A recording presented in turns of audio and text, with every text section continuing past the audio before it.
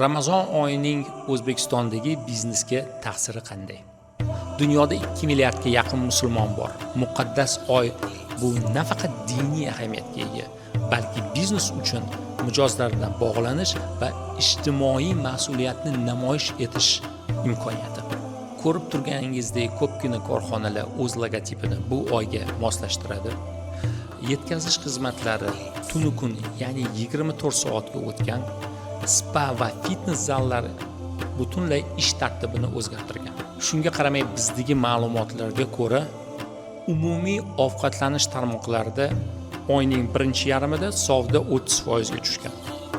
Salqin ichimliklarda esa oyning oxirigacha 15% ga savdo tushishi kutilmoqda. Aksincha, kolbasa mahsulotlari 5-7% o'sish kutilmoqda. Sizning fikringizcha, yana qaysi biznes O'zbekistonda Ramazon oyida o'sadi va nima sababdan? Kommentariyada yozib qoldiring.